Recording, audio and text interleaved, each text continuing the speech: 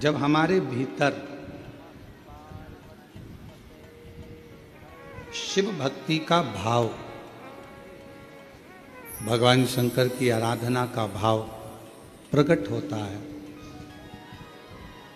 तब समझें कि जिंदगी जो मानव की देह मिली है, मानव का शरीर मिला है, वो सार्थक हुआ। जैसे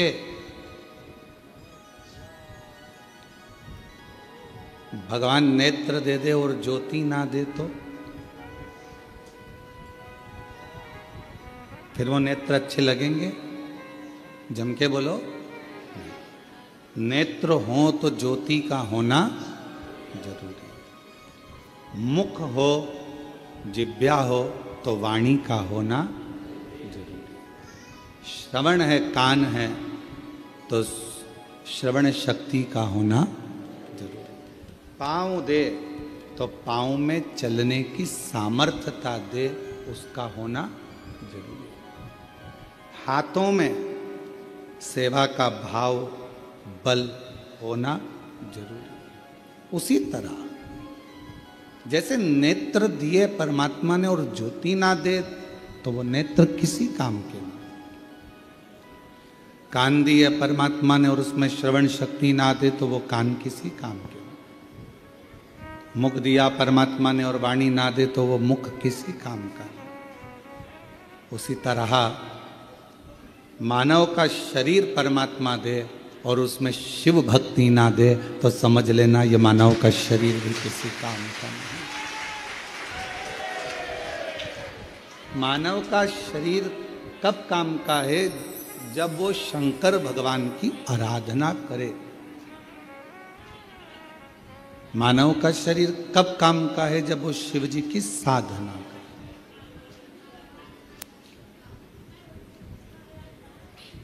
एक बेलपत्र के वृक्ष में 68 करोड़ तीर्थ होते हैं।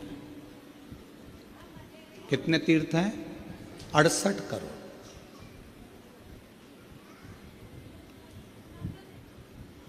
एक बेलपत्र के वृक्ष के अंदर 68 करोड़ तीर्थ होते हैं। और जब हम एक बेलपत्र तोड़कर शिवजी के मंदिर में लेकर जाते हैं, शंकर भगवान को जब हम बेलपत्र समर्पित करते हैं, और जब बेलपत्र समर्पित करने के बाद एक बेलपत्र हम अपने लिए औषधि के रूप में लेकर आते हैं, तो लोग पूछते हैं कि शिवजी पे चढ़ा बेलपत्र क्यों खाना चाहिए? एक वृक्ष बेलपत्र का जिसमें 68 करोड़ तीर्थ है।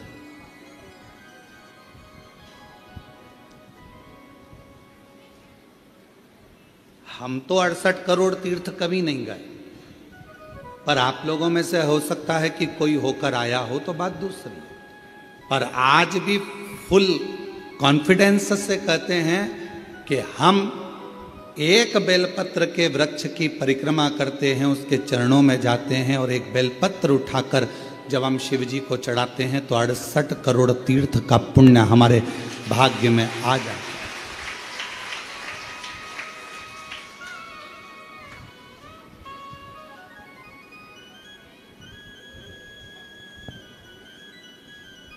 और इतने पवित्र तीर्थ, हजारों हजारों नदियां, हजारों हजारों कुंड, हजारों हजारों बावड़ियां, सरोवर, तालाब भारत की भूमि पर विराजमान है। कुछ तीर्थ भारत की भूमि के बाहर भी, जैसे पशुपतिनाथ नेपाल में, मां हिंगलाज माता पाकिस्तान में, ऐसे कई तीर्थ बाहर भी हैं। अब 68 करोड़ तीर्थ हम कभी नहीं गए, पर हमने हमारी जिंदगी में एक नियम हमेशा बनाकर रखा कि कार्तिक के महीने में बेलपत्र के वृक्ष की परिक्रमा और बेलपत्र के वृक्ष के नीचे एक घी का दीप जलाने का नियम बनाया। तो ये हमें विश्वास है कि हमारे 68 करोड़ तीर्थ पूरे हो। 68 करोड़। अब लोग कहते हैं गुरुजी एक बेलपत्र हम शिव जी को चढ़ी हुई उठाकर लाते हैं, बाबा से औषधि के रूप में लेकर आते हैं, तो ये बेलपत्र है तो पेड़ की, वृक्ष की, ये इतनी अमृत कैसे हो जाती है कि लोगों की बीमारियां ठीक हो जाती हैं, तकलीफें ठीक हो जाती हैं, शुगर लेवल में हो जाती है, बीपी, थायराइड सब ठीक हो जाता है, सोराइसिस जैसी बीमारियां ठीक हो जाती हैं, किडनी लीवर जैसा ठीक हो जाता है। एक बेलपत्र इतना औषधि का कार्य कैसे कर जाता है? तो शिव महापुराण में वर्णन किया, उमा संहिता के अंतर्गत 68 करोड़ तीर्थ एक बेलपत्र के वृक्ष में है। एक बेलपत्र के वृक्ष की पत्ती जब शिवजी पर चढ़ती है बेलपत्र और हम उसको लेकर आते हैं तो 68 करोड़ तीर्थ का जो प्रसाद होता है, 68 करोड़ तीर्थ में जितनी हजारों हजार नदियां पवित्र हैं, कुंड पवित्र हैं, सरोवर पवित्र हैं, वहां जाकर हमने आचमन नहीं करा, पर शिवजी पे चढ़ी हुई बेलपत्र जब हम मुख में रखते हैं, शिवजी पे चढ़ा हुआ जल जब हम आचमन करते हैं तो वो 68 करोड़ तीर्थ का आचमन हो जाता है और हमारा रोग समाप्त हो जाता है।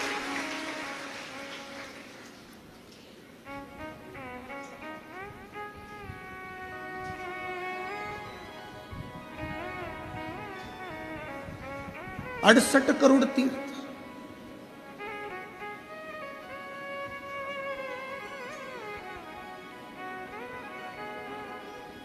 आप सभी के स्मरण में होगा,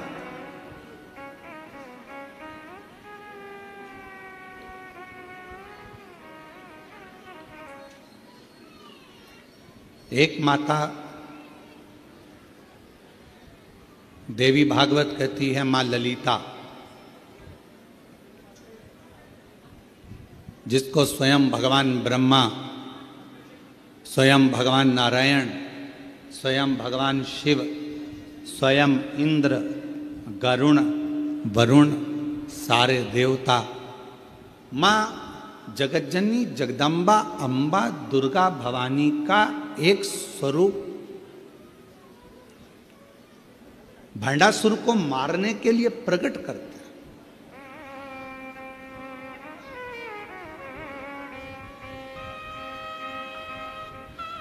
और काय से प्रकट किया? मां ललिता अंबा को कैसे प्रकट कर लिया? तो कहा मां ललिता अंबा को प्रकट करने के लिए भगवान नारायण ने बेलपत्र के वृक्ष की छांव में तप किया हजारों वर्ष तक।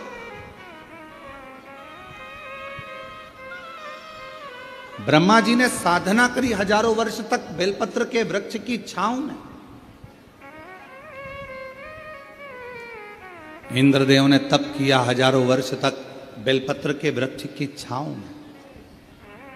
आज इस व्यासपीठ से हम कहें आप सभी को, जितने भी श्रोता श्रवण कर रहे हैं कथा को ऑनलाइन, आस्था चैनल पर, फेसबुक, यूट्यूब पर या बाबा कुबेर भंडारी की इस भूमि पर, जब भी आपका कोई भी तीज त्योहार पड़े, आपके घर में कोई भी त्यौहार आवे, आपके घर में कोई भी उत्सव आवे, आपके घर में बच्चों का जन्मदिन आवे, आपकी शादी की सालगिरह आवे, आपके घर में कोई भी विवाह आवे, आपके घर में कोई भी अच्छा कार्य हो, कोई त्यौहार आ गया, दिवाली आ गई, दशहरा आ गया, कोई नवरात्रि आ गई, गणेश चतुर्थी आ गई, चतुर्थी आई, छठ आई, कोई भी व्रत आपका पवित्र कोई उत्सव आया, तो एक काम जरूर करा करो, बेलपत्र के वृक्ष के नीचे जाकर एक घी का दीपक लगाया करो और श्री शिवाय नमस्तुभ्यम जरूर बोला करो, फल दो।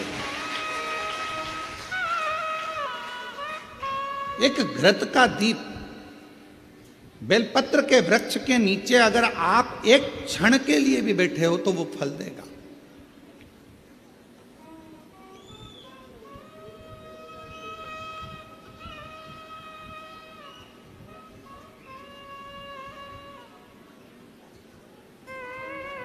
कितने, ये सामने जो बगीची दिखती है आपको जो अभी बन रही है, उसमें कई मेरी माताओं ने, कई मेरी जीजियों ने, उसमें अगर कोई बांस लगा है या कचरा पड़ा है तो माताएं उसको साफ कर देती हैं और बेलपत्र के पौधे को वहां रखी है। बेलपत्र के पौधे को उन्होंने वहां लगाया है। और कई माता ऐसी आती है कि वो बेलपत्र, इतने सारे बेलपत्र के पौधे लगे हैं और माताएं उस बेलपत्र के पौधे में कोई कचरा है, कोई दुर्वा लगी है, कोई घास लगा है, कोई बेकार पौधा लगा है तो उसको साफ कर देती हैं और उसमें जल डालकर उसकी परिक्रमा कर कर चली जाती है।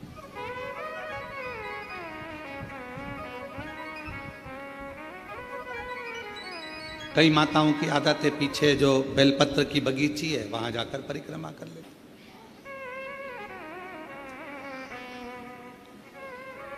एक बेलपत्र के वृक्ष के अंदर 68 करोड़ तीर्थ विराजमान है और वह 68 करोड़ तीर्थ का फल हम जब भगवान शंकर, यहां तक कहा, कई लोगों की आदत रहती है पहले जल चढ़ाने से पहले शंकर भगवान के शिवलिंग पर अगर बेलपत्र रखी है तो उसको हटा देते हैं। शिव महापुराण की कथा कर रही है, अगर शिवलिंग के ऊपर बेलपत्र चढ़ी हुई है, चढ़े रहने दो, फूल हैं, आप उसको हटा सकते हो, मना नहीं। शिवजी का अभिषेक करने से पहले, भगवान शंकर को जल चढ़ाने से पहले, जब आप घर में कोई अनुष्ठान कर रहे हो, शिवजी का अभिषेक कर रहे हो, शंकर भगवान का कोई साधना कर रहे हो, शिव अभिषेक कर रहे हो, तो सबसे पहले शिवलिंग पर एक बेलपत्र का होना जरूरी है, फिर जल चढ़ाओ। क्यों? आपके पास, हमारे पास इतनी जो शास्त्रों में वर्णन किया गया, गंगा, यमुना, सरस्वती, कावेरी, मंदाकिनी, क्षिप्रा, नर्मदा आदि की जितनी भी पवित्र नदियां हैं, सरयू आदि की जितनी पवित्र नदियां हैं, इतनी नदियों का, इतने सरोवर का, इतने कुंड का जल हमारे पास नहीं है। हमारे पास इतना जल नहीं है। हो सकता है आपके पास हो, पर हमारे पास नहीं। 26,000 नदियां भारत की भूमि पर अविरल बहती हैं, पवित्र नदियां 26,000 नदियां बहती हैं। अब मुझे तो नहीं लगता कि 26,000 नदियों का जल तुम्हारे घर पर होगा।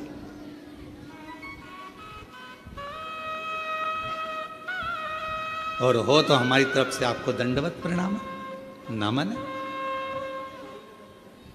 पर हम एक बात बिल्कुल छाती ठोक कर कह सकते हैं कि वो 26,000 नदियों का जल हमारे घर में है। कैसे? हम शिवजी पर एक बेलपत्र चढ़ाकर जल चढ़ाते हैं और वो जल लेकर आते हैं तो वो जल 26,000 नदियों के जल के बराबर हो जाता है।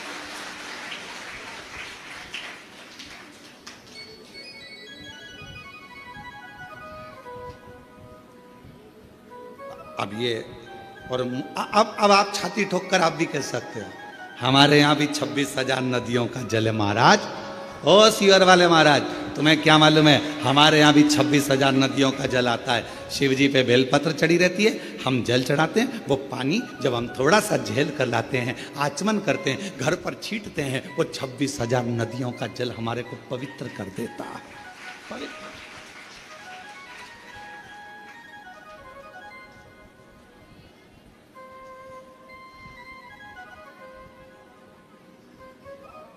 अब ये आपके ऊपर निर्भर करता है कि आप किस तरह से समझें उसको। आप शिव जी को प्राप्त करना, भगवान शंकर को प्राप्त करने का सबसे सुंदर तरीका है कि शंकर को हर रूप में देखो, हर स्वरूप।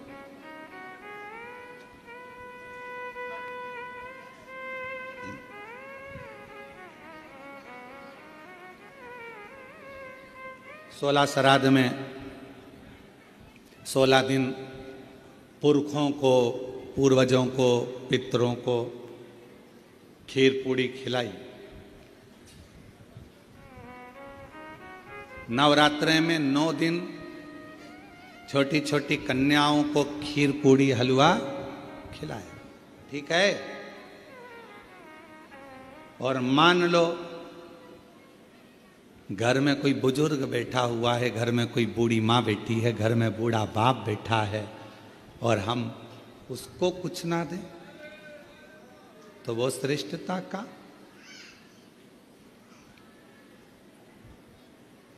शरीर कितना सुंदर कहा गया है शास्त्रों में, अगर घर में कोई मरीज व्यक्ति है, घर के अंदर यदि कोई रोगीला व्यक्ति है, रोग है, मरीज है, बीमार व्यक्ति है, और तुम्हारे घर में अगर कोई त्यौहार है, तुम्हारे घर में देवी देवता की पूजन है, तुम्हारे घर में श्राद्ध है, तुम्हारे घर में कोई भोजन करने आने वाला है, तो शिव महापुराण की कथा कहती है, अगर घर में कोई रोगी व्यक्ति है, घर में कोई बीमार व्यक्ति है, घर में किसी का दवाई गोली चल रही है, और भोजन करने वाला या देवी देवता की पूजन दोपहर में 12 बजे 1 बजे होने वाली है, और वो रोगी व्यक्ति को दवाई खाना है और उसको भोजन करना है, तो जो भोजन करने आएगा, देवी देवता पुजाएंगे, वो अपनी जगह पर है। सबसे पहली सेवा जो रोगी व्यक्ति है उसको भोजन दिया जाए, उसकी सेवा करें। अब रोगी व्यक्ति मांग रहा है, बेटा मेरे को दवाई लेना है, मेरे को थोड़ा सा एक रोटी दे देना बेटा। अरे मम्मी तुमको नहीं मालूम आज दादाजी का श्राद्ध है, मम्मी तुमको नहीं मालूम आज दादी जी का श्राद्ध है, मम्मी आज कुल देवी की पूजन होगी, आज कुल देवता की पूजन होगी, तो मैं खाने की लगी रहती है, पूजन कौन करेगा, देखेगा कौन, अभी पूजन हो जाएगी उसके बाद मैं आपको खाना दे दूंगी, उसके बाद मैं आपको भोजन दे दूंगी। नहीं, शिव पुराण की कथा कर रही है, कोई बूढ़ा है, बुजुर्ग है, बीमार है, घर में बच्चा है, कोई रोगी है, कोई तकलीफ में है, तो देवी देवता और अन्य काम सब होते रहेंगे। पहले उन बुजुर्ग की, पहले उन बीमार व्यक्ति की, पहले उनकी चिकित्सा की, पहले उन बच्चों की सेवा होनी। ये शिव पुराण हम जानते हैं। इस बात के पीछे लोग हमारा विरोध करेंगे कि तुमने कह दिया कि जो घर में बीमार व्यक्ति है पहले उसको दो, फिर देवी देवता की पूजा। इसके पीछे हमारा विरोध होगा, हम जानते हैं कि हम बोल रहे हैं तो हमारा विरोध होना है, पर उससे हम डरते नहीं। जो सत्य है, घर में पहले बुजुर्ग है, घर में कोई बूढ़ा व्यक्ति है, घर में कोई रोगीला व्यक्ति है, किसी को शरीर में कष्ट है, बहुत तकलीफ में है, और देवी देवता की पूजन 12, 1, 2 बजे होगी, पर उसको जरूरत अभी 9 बजे, 10 बजे, 11 बजे, तो पहले उसकी व्यवस्था करें, पहले उसको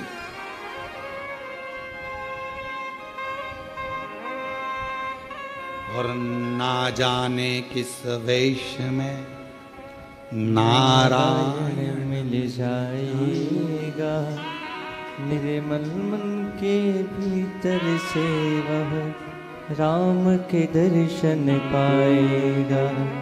ना जाने किस रूप में आकर नारायण मिल जाएगा, निर्मल मन के दर्पण में स्वः राम के दर्शन पाएगा। पता नहीं किस रूप में आकर नारायण मिल जाएगा, निर्मल मन के दर्पण से वह राम के दर्शन पाएगा। आपके भाव की शुद्धता। अब एक बात आपसे पूछें, उत्तर दीजिए। कोई बीमार व्यक्ति घर में तुमसे रोटी मांग रहा है और तुम देवी देवता का पूजन करते रहो तो भगवान प्रसन्न होगा? बोलो तो जम के। पहले उसको दीजिए, औषधि उसको दीजिए, भोजन उसको दीजिए, फिर दूसरा।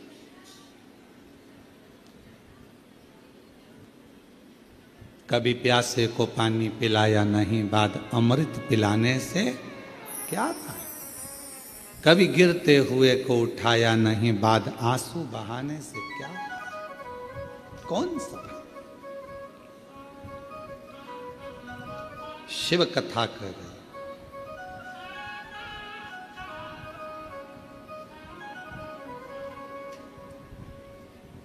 एक देवी श्रीमद् देवी भागवत का ये चरित्र कहता है, एक देवी माँ ललिता अम्बा, एक ऐसी माँ जगत जननी जगदम्बा अम्बा दुर्गा भवानी, माँ ललिता अम्बा, माँ ललिता देवी, माँ जगदम्बा, ऐसी जगदम्बा जिनको प्रकट करने के लिए स्वयं भगवान विष्णु बेलपत्र की छांव में बैठते हैं, जिनको प्रकट करने के लिए स्वयं ब्रह्मदेव बेलपत्र की छांव में बैठते हैं, जिनको प्रकट करने के लिए स्वयं इंद्र बेलपत्र की छांव में बैठते हैं,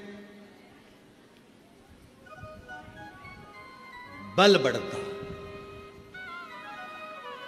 बेलपत्र के वृक्ष के नीचे एक बार अगर आपके मुख से श्री शिवाय नमस्तुभ्यम निकल जाता है तो समझ लो कि 68 करोड़ तीर्थ में बैठकर तुमने ये मंत्र जप लिया।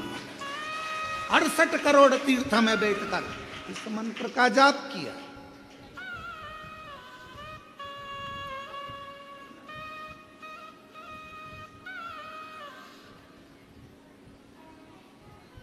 और मानो तो गंगा माहू, ना मानो तो बहता पानी। आप मानो तो शिव है, आप मानो तो जगत जननी जगदम्बा है, आप मानो तो आद्य शक्ति माँ दुर्गा है, आप मानो तो शिव की स्तुति है, आप मानो तो कुबेरेश्वर धाम के कंकर में शंकर है, और अगर नहीं मानो तो अपनी मर्जी। आपने माना वो मिला।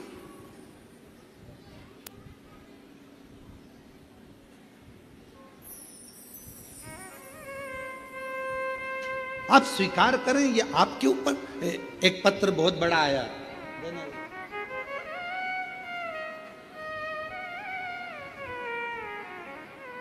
अब पत्र बहुत बड़ा है, देखिए जरा हो।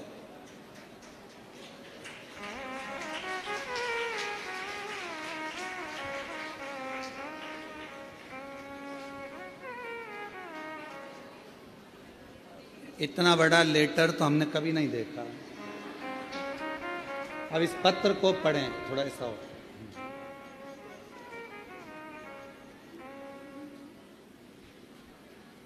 कुबेर भंडारी का सेवक रामेश्वर पाराशर एवं धर्मपत्नी श्रीमती शशिकला पाराशर हनुमान नगर कूचलवाड़ा रोड देवली जिला टोंक राजस्थान से आए हैं। आप ही हैं? श्री शिवाय नमस्ते। साधुता।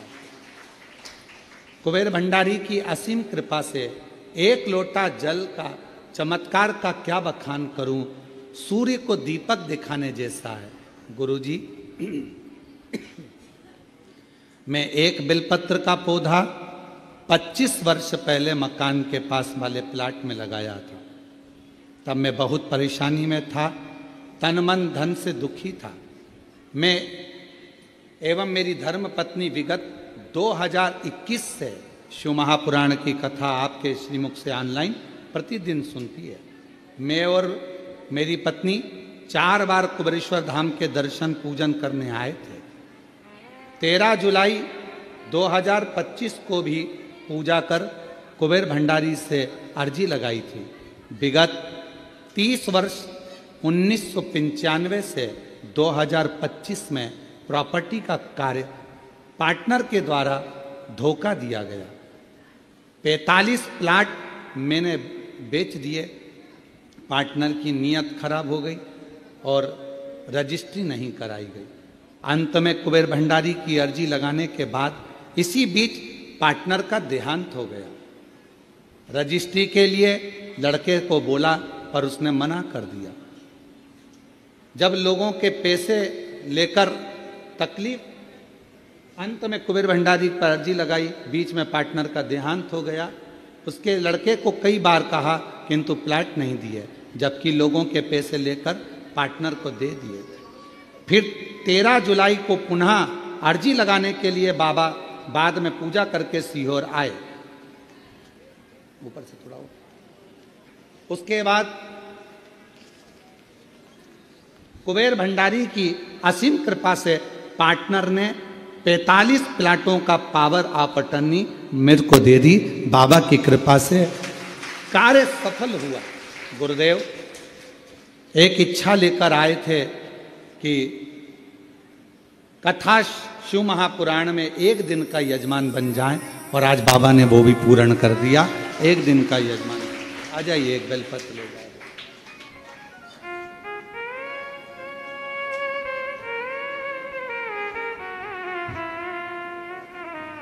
यहाँ का बेलपत्र और यहाँ का कंकर ले जाकर शिव मंदिर का निर्माण करा है, और वहाँ लोग पूजन करते हैं।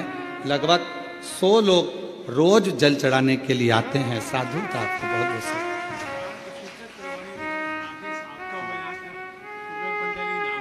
अरे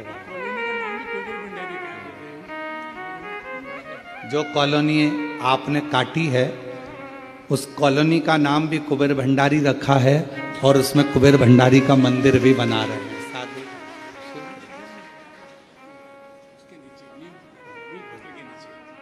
बहुत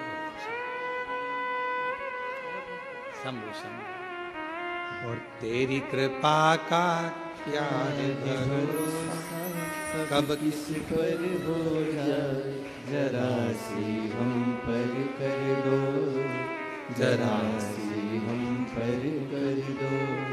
जिस पर भी हो गई तेरी कृपा करुणा, वो भव पार हुआ, भव पार हुआ। पापी हो चाहे जितना, उसका भी बाबा उद्धार हुआ, उद्धार हुआ। गिद्ध अजामिल गणिका जैसे तेरे मन को भाए, जरा सी हम पर कर दो, जरा सी हम पर कर दो। तेरी कृपा का क्या है भरोसा, कब किस पर हो जाए, जरा सी हम पर कर दो, जरा सी हम पर कर दो। ये उसकी कृपा, उसकी उदारता। थोड़ा फाइल मोटी हो सकती है, और जिस बेलपत्र के वृक्ष को लगाया था 25 से 30 साल पहले, उसी बेलपत्र के वृक्ष की छांव में आप कॉलोनी बनाकर उसी बेलपत्र की छांव में शंकर भगवान को बिठा रहे हैं और शिव की कृपा पा रहे हैं। ये उदाहरण। मिले भले धोखा किसी ने दे दिया, न्याय तो वही करता है, और उसका जब न्याय होता है तो सारे पन्ने खोल दिए जाते हैं, और आखिरी में मेरा शंकर भगवान हाथ पकड़कर पार उतार देता है। पार सबको। थोड़ा प्रतीक्षा करिए, थोड़ा इंतजार करिए, थोड़ा बाट जोइए, इंतजार करिए, प्रतीक्षा करिए, थोड़ा प्रतीक्षा करिए।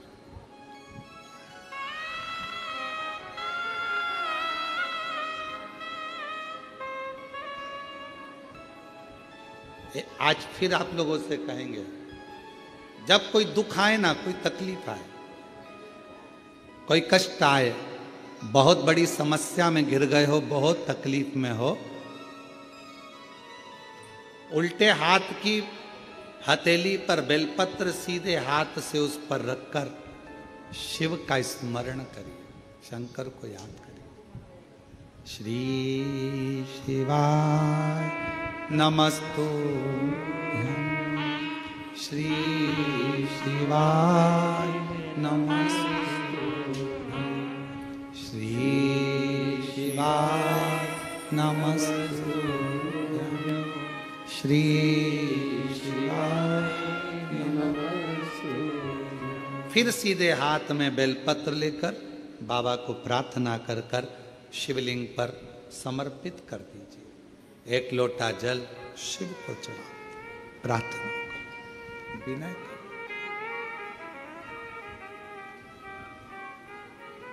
प्रार्थना करो, विनय करो। लोग हमसे कहते हैं, क्यों गुरुजी? बहुत लोग तप करते हैं, साधना करते हैं, आराधना करते हैं, व्रत करते हैं, उपास करते हैं, कोई नग्न पैर रहता है, कोई कुछ करता है, कोई कुछ करता है। पूरे नवरात्रे लोग साधना में, तप में लगे रहते हैं। आप क्या करते हो? हम एक ही काम करते हैं, शिव जी के उस पवित्र बेलपत्र के वृक्ष के नीचे बैठकर श्री शिवाय नमस्तुभ्यं, श्री शिवाय नमस्तुभ्यं, एक ही। और जहां जहां बेलपत्र के वृक्ष लगे हैं, 11 बेलपत्र के वृक्ष के नीचे जाते हैं, झाड़ू लगाते हैं, साफ करते हैं, जल चढ़ाते हैं, बेलपत्र के वृक्ष के नीचे झाड़ू पोछा कर कर आ जाते हैं, उसको झाड़ू लगा कर आ जाते। ये भी हमारा व्रत है, यही हमारी साधना, यही हमारा तप है। नवरात्रे में माँ जगत जननी दुर्गा भवानी, माँ आद्य शक्ति, माँ भवानी, माँ जगदम्बा, माँ ललिता, माँ कुष्मांडा, माँ स्कंदा, माँ कालरात्रि, माँ जगत जननी बेलपत्र के वृक्ष में 64 योगनियां देवियां सब विराजमान, उस बेलपत्र के नीचे जल चढ़ाकर सबका आशीर्वाद प्राप्त कर।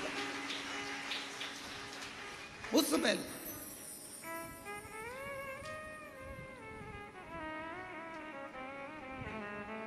साधना का सबका अपना अपना तरीका है, हमारा तरीका यही।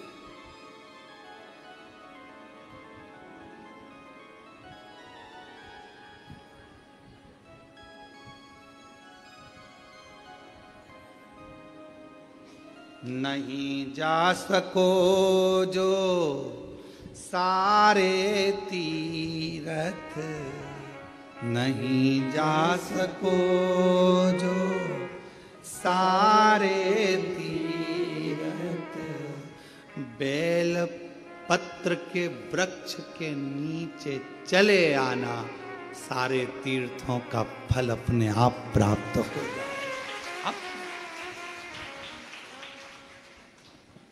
बहुत बेलपत्र के वृक्ष की छांव में, बेलपत्र के वृक्ष के नीचे शिव तत्व की प्राप्ति का एक केंद्र बिंदु है बेलपत्र का। देवी की आराधना, देवी की साधना, देवी का उपास, सब कुछ वहीं मिल जाता, सब कुछ।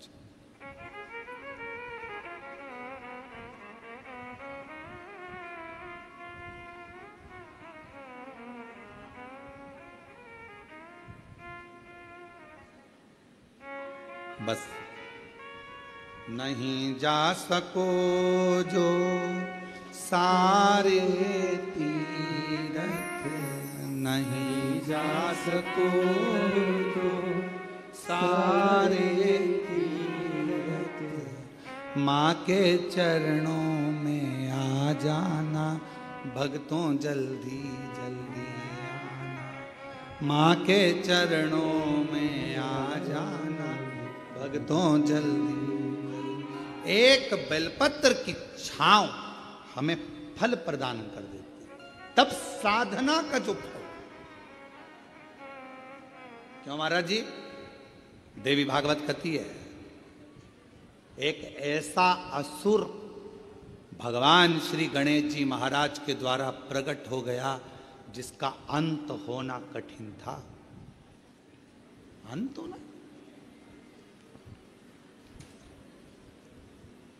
वो भंडासुर को कौन मारता? भंडासुर का अंत कौन करता?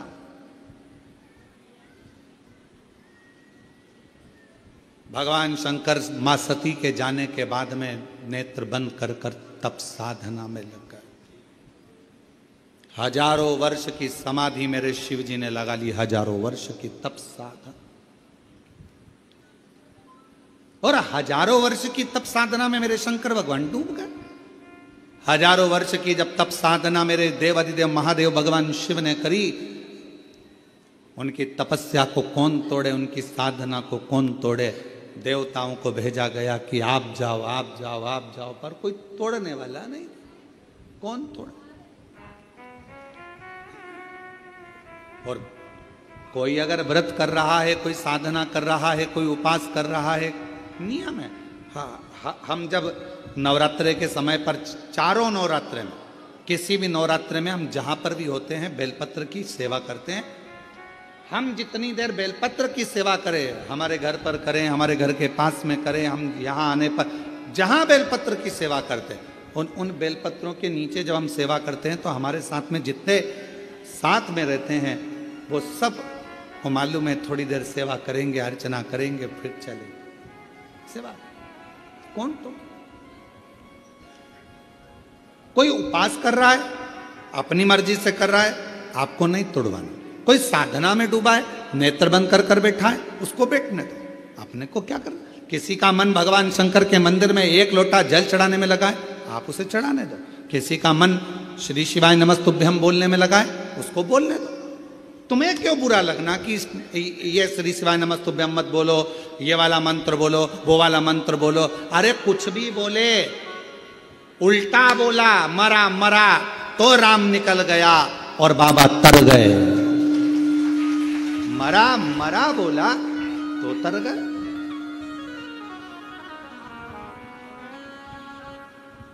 दिन भर लोग बुराइयों में लगकर श्री शिवाय नमस्तुभ्यम मत बोलो, ये मत बोलो। अब उनको कौन समझाए? तुम दुनिया को मना कर रहे हो कि श्री शिवाय नमस्तुभ्यम मत बोलो, पर तुम्हारे मुख से भी तो बोल रहे हो कि श्री शिवाय नमस्तुभ्यम मत बोलो। तुम भी तो बोल रहे हो। कितना कितना फल है श्री शिवाय नमस्तुभ्यम का। एक पत्र देखो,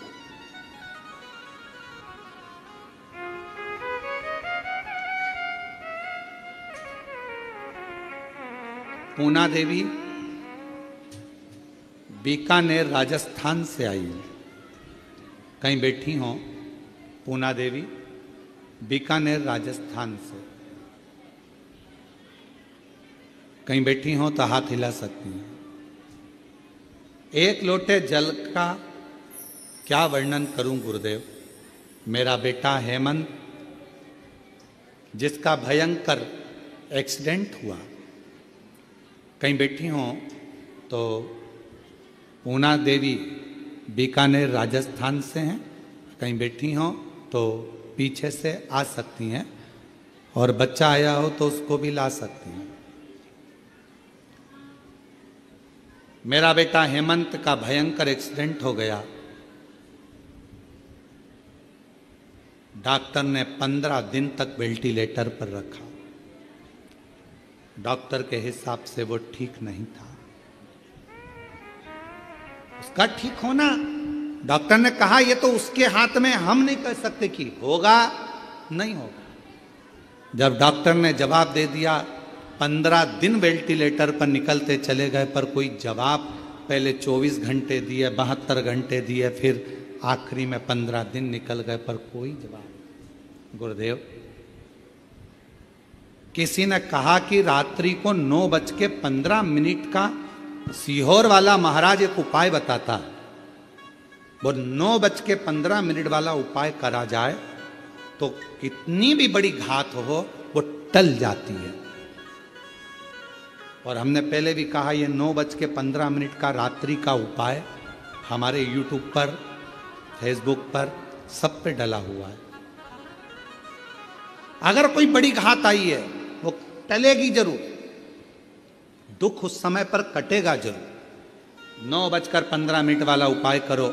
हमने वो वाला उपाय 15 दिन जब वेंटिलेटर पर निकल गए, डॉक्टर ने सब हाथ ऊंचे कर दिए, तब हमने वो उपाय करा।